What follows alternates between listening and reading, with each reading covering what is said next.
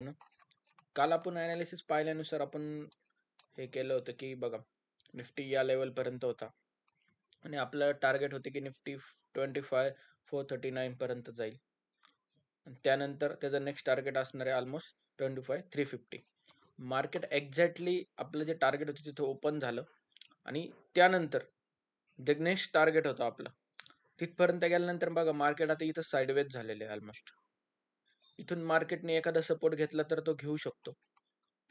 आपण याच्यामध्ये काय करायचं आता मी लाईव्ह मार्केटमध्ये मी तुम्हाला सांगतो की आजचा हाय बरोबर जोपर्यंत आजचा हाय ब्रेक होत नाही म्हणजे काय तर हाय 25,443 आणि yesterday low.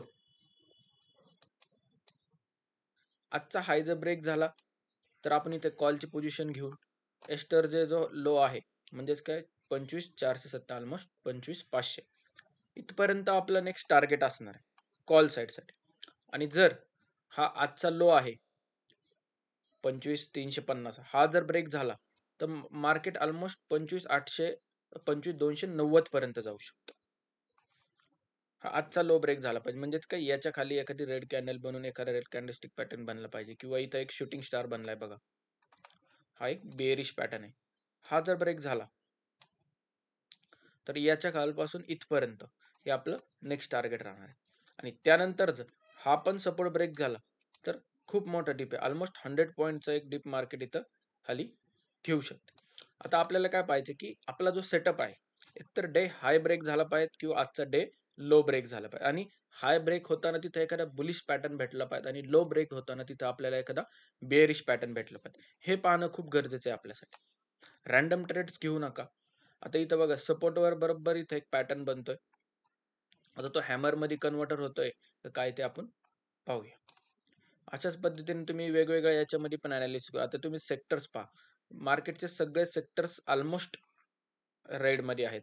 Mostly I T आहे जास्त करून. आता आय टी सेक्टरमध्ये तुम्ही पाहिलं तर बघा आय टी सेक्टर इथं ग्रीन कॅन्डल वर चाललेली आहे. याचाच अर्थ इथे काय होते तर निफ्टी पण त्याचा फॉलो करते.